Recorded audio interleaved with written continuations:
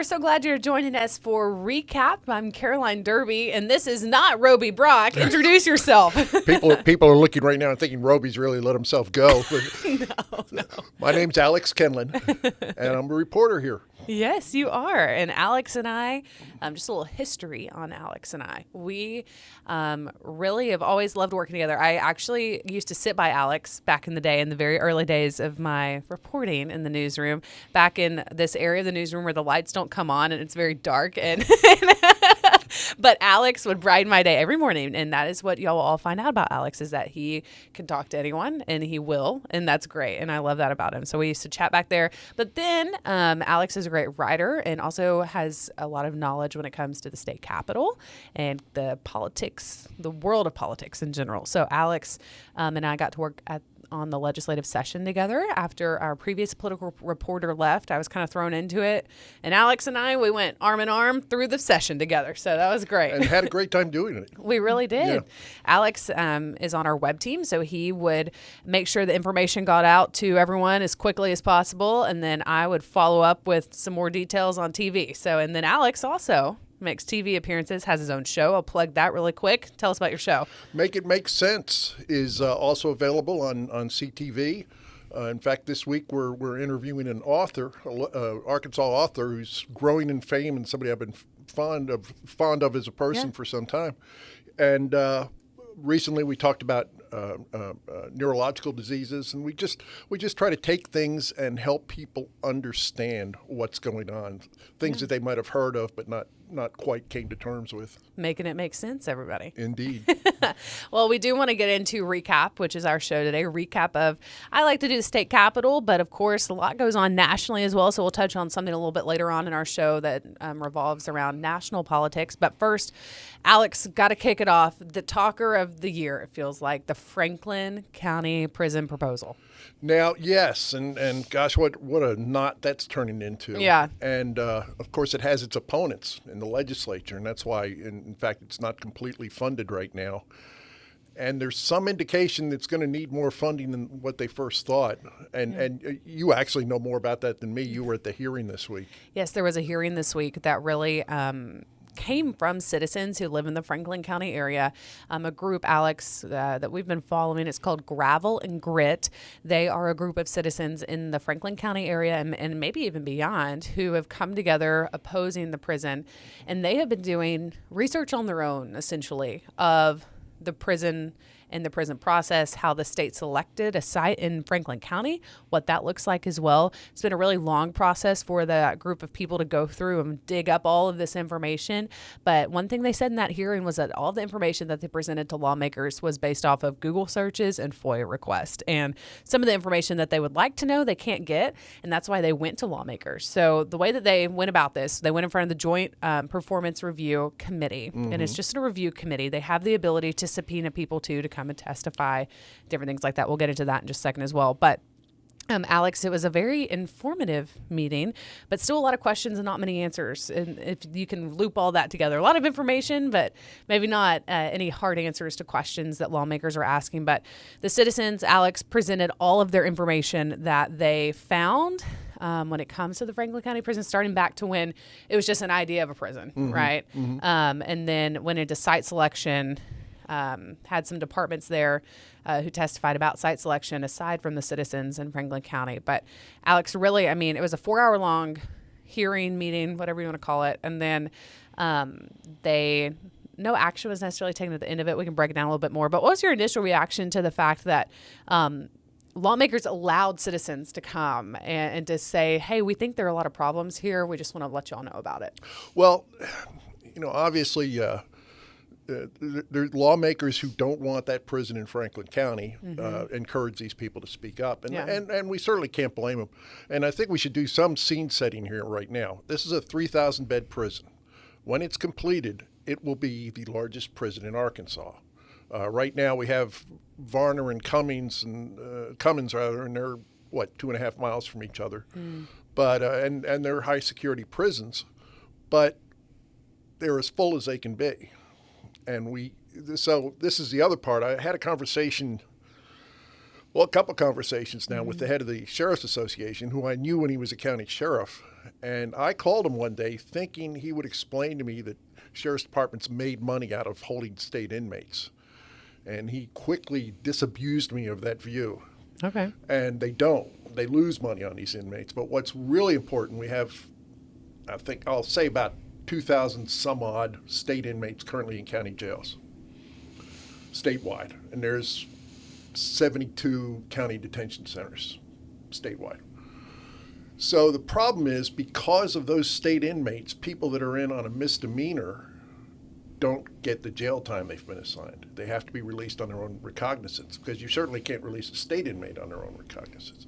So say somebody was drag racing. And the way he explained it to me, he said, so they get caught drag racing, and the judge says, okay, you're going to be a weekender and spend the next month in jail every weekend. Okay. And then the sheriff comes in and says, we don't have room for this guy. So they release him on their own recognizance. They don't show up to their hearing, so they get a failure to appear warrant. So they move to another county, continue with their enthusiasm for drag racing. And what happens is, because they never get punished for this misdemeanor, then they graduate to a felony. You know, somebody who engages in crime, habitually engages in crime, will sooner or later cross into the felony mode unless they're interrupted. And I realize if somebody of a criminal behaviorist was in here right now, they'd say, no, stop talking that way. But on the whole. And so what happens is they've never been caught, they've never been punished, or they've been caught, but they've never been punished. And they wind up committing a felony. Now they have jail time. So now that suddenly they went from being some kid that was doing misdemeanor to a young adult with looking at 20 years for, well, heavens knows what. So we need a prison. Now, what I thought was interesting, and I talked to you about this earlier, Franklin County quite apparently does not want this prison. Not at all. You didn't hear anybody speak in favor of the From prison? Franklin County, no. Okay. Yeah. But there are counties that actually want this prison. And I was really surprised to hear that, because I had a county judge who I've known for some time now tell me, he says, there's not a county in the state that would want one of these. And it turns out I was wrong. Now we have the second problem is right now the Department of Corrections does not have enough officers. Right. And that's what started this whole mess when the governor and then Secretary of Corrections, Joe Porfiry, wanted more beds. And they said, well, just you have beds that aren't being used, open them up. And it turns out there's a requirement. Prisons have to meet a standard, and that standard includes X amount of officers for Y amount of inmates. Yeah. And I'd imagine that also changes depending on the inmate's class and so forth. So they were doing their best, but the Board of Corrections, which oversees the Department of Corrections, right? Keep our acronyms in line here. Yes. The Board of Corrections they were doing what they could do, but it wasn't fast enough, and tempers arose. And you might remember there was a press conference in there, and the governor came up and really took the board to task. Yes. And the board's like, well, we're doing our best. And of course, this finally wound up. Well, Porfiry is no longer the Secretary of Corrections, although he is a well-paid advisor of the governor and working in the governor's office. Yeah. And that's kind of where we find ourselves today is now this committee meeting hearing yesterday gave lawmakers the opportunity to kind of follow up on all of the concerns that the citizens in Franklin County proposed to lawmakers in a very well thought out informational presentation. Lawmakers saw all the concerns, a lot of questions. They called up two people, the directors of the Division of Building Authority, I believe, and the Geographical Systems, I believe, director. I can't remember the exact title of his name off the cuff right now. But what happened is those two areas and departments were in charge of the site assessment and essentially recommending a site. They don't have the final say on it, but they recommended a site. And but they couldn't answer many of the questions that lawmakers wanted answers to because they just recommended the site. And there's a whole process that they had to go through, of course, to make a site selection. But they had sites around the state that they were looking at that they talked about. And I don't want to misspeak and say any of them incorrectly just here as we're talking, but just several different ones, different areas of the state too. But from their perspective, they have to look at it as how far away is this unit, this prison, from another prison? How far away is highways, interstates, where water, hospitals, workforce. Yes. I mean, the list goes on and on of a criteria that they have to look at. Ultimately, they landed on Franklin County. I mean, they did, testify to the committee. Hey, we did drive the highway. One of the directors had some concerns that she voiced, but ultimately that's what the site recommendation was in Franklin County. And they had mentioned, they would have liked other sites that had more infrastructure, because that's kind of where we're at right now, is a lack of infrastructure, according to Franklin County citizens. And they would have liked a site with more infrastructure. However, once the buyers, they testified in this hearing, once the sellers of the land realized they're going to put a prison on it, the price went up on that piece of land, which we can almost expect.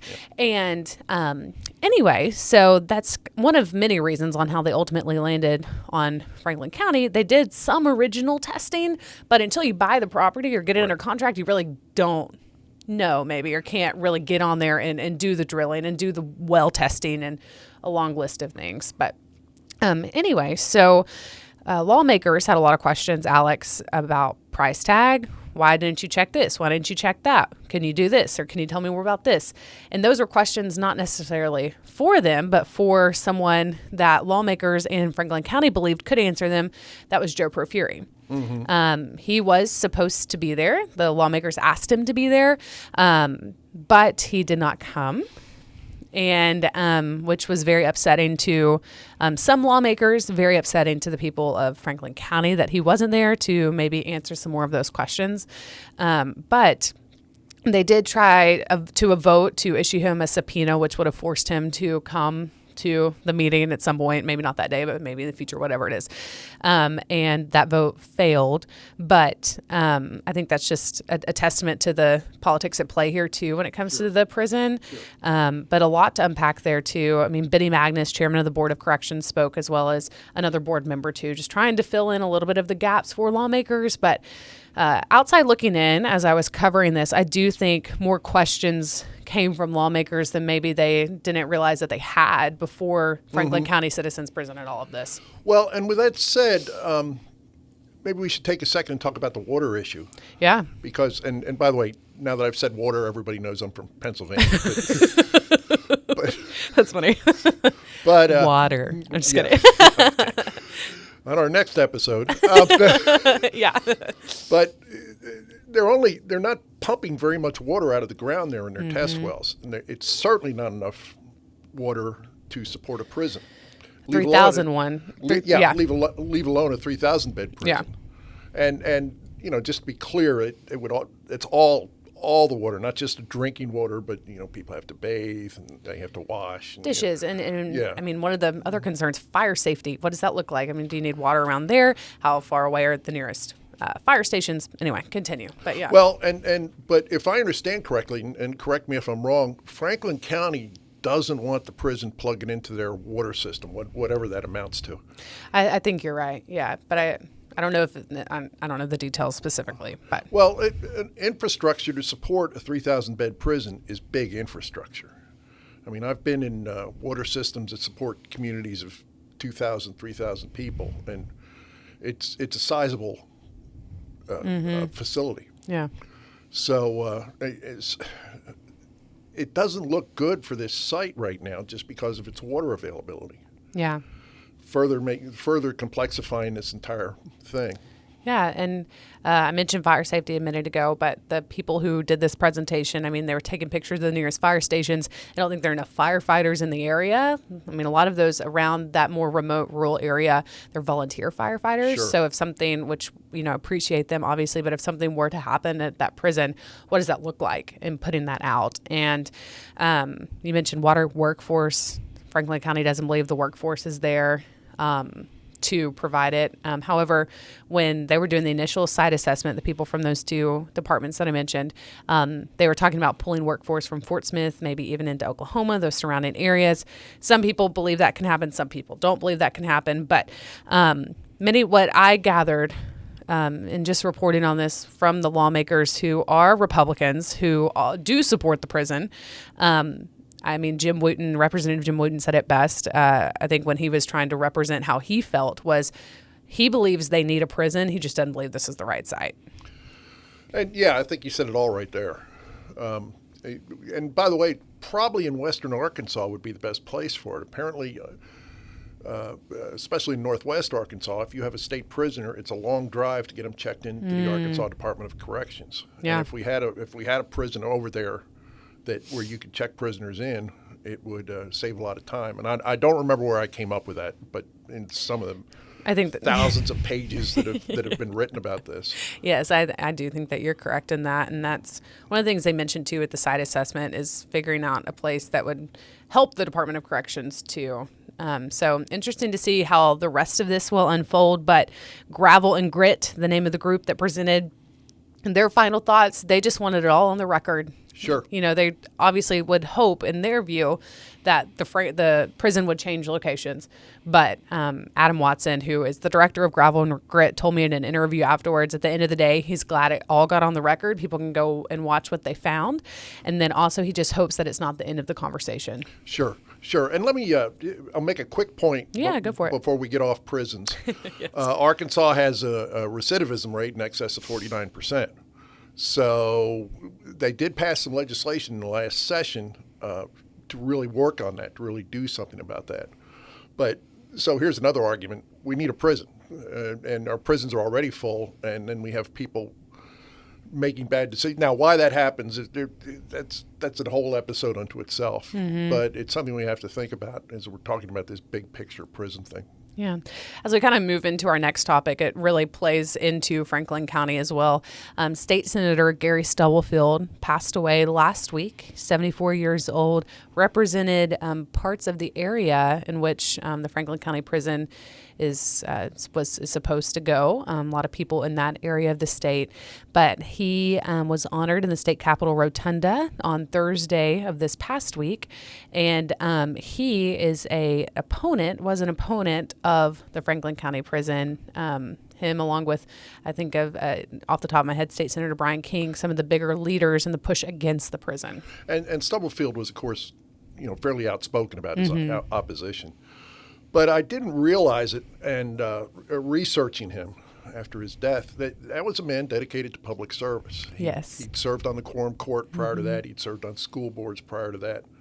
So I know we tend to be cynical, not you and I, but there's a generally cynical view of politicians these days. Mm-hmm. And then you see someone like that, and they had a community they wanted to support, and they did what they had to do to support it, and gave of themselves in doing that. Now, and these darn politicians. But this is an honorable man, whether you enjoyed his politics or agreed with his politics or not. And that's what State Senator Brian King told me in an interview the day after he passed away, just in remembering him and the legacy that he left for people in his area and his political career. Senator King told me that he went down to Senator Stubblefield's house in that area. I think it was back in maybe 2010, 2011, somewhere in there, and asked Senator Stubblefield to run for office because Senator King had heard that he was a man of his word. If he had certain beliefs, he stuck to them. And Senator King said he never once changed. I believe Senator Mark Johnson spoke about him also to us this week, saying, he was set in his ways and he, fought for the people in his area, and he didn't let politics change who he was.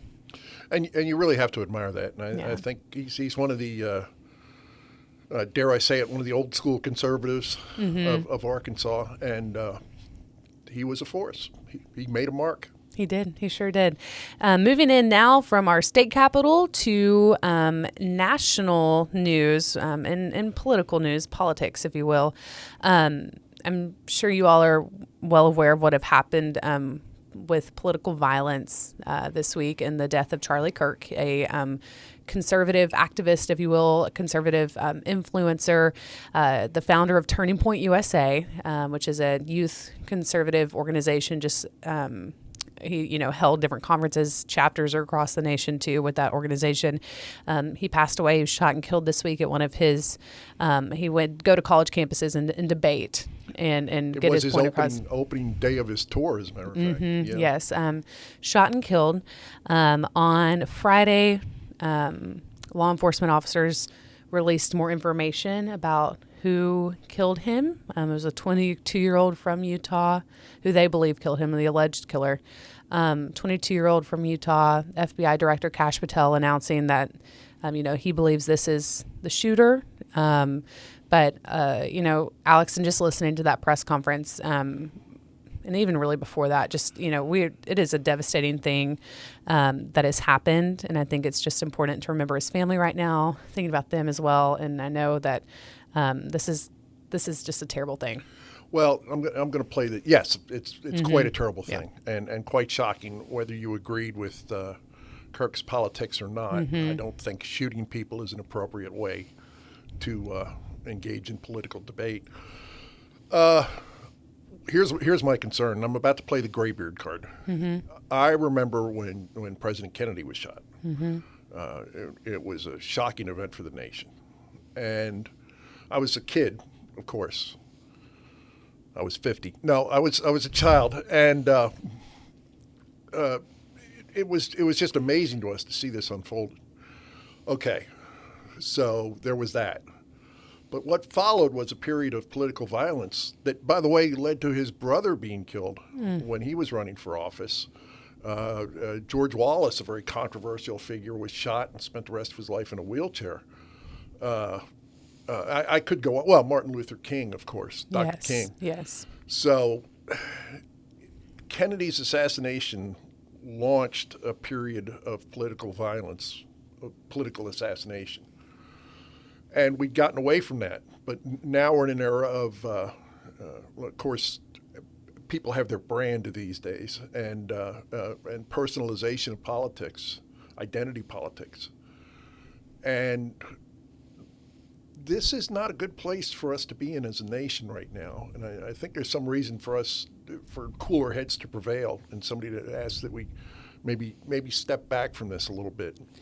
Yeah, a lot of lawmakers, a lot of people, whether you're a lawmaker or politician or not, just condemning the violence itself. I know there have been a lot of violent acts recently, and so, it's important to acknowledge everything that has been happening, regardless of its political or not, political based. But they do believe it was a political assassination of Charlie Kirk, and just sad to see political violence in any way, shape, or form. And one other thing I'm seeing that I don't remember from the Kennedy era was some of these online conspiracy theorists. All it's doing is adding noise to the conversation. He was obviously a professional hitman, and he's already out of the country, kind of thing. That was popular yesterday, and I'm sure we'll see more of this before we see less of it. And I don't know. It's a problem. Yeah, it's a problem. Very sad thing. But kind of moving on, Alex Kinlan, I do want to talk a little bit about anything else that's caught your eye in Arkansas recently, anything that we're looking forward to, maybe learning a little bit more about a couple months from now, the fiscal session. So just wrapping it back into the Franklin County Prison, questions now, will the funding get there in the fiscal session? Keeping our eye on just anything else on your radar. Well, the fiscal session, and of course the governor continues to promise additional tax cuts. And yet we continue to buy things, like prisons. And of course, speaking of prisons, this prison is not funded right now. It's only funded through $75 million. And they're talking it ultimately being about $1 billion, especially with this well issue that recently popped up. Yeah. So there's a lot of tension there. A lot of money is now going into the LEARNS program, and they don't call them vouchers, but what are ultimately vouchers? Yeah. And educational freedom accounts, I believe. Yes, thank you. Yeah. And I think we're going to have to take a hard look at the economy plus employment numbers. For a long time, and Arkansas continues to do really well on employment, but nationally they're starting to see some stagnation. Yeah. Slowing. I'll say, let's scratch stagnation and call it slowing. And we might have to move carefully. Yeah. Moving forward, I think when it comes to the amount of jobs, what jobs are available, I mean, this is, taking a hard turn right here, but AI, I mean, we talk about it every day. What does that look like for our future too when it comes to jobs? Is that impacting the amount of jobs that we have and what jobs we have? Well, and first of all, AI is super interesting. Speaking of water, when they put in a data center, it takes a lot of water to cool the processing power.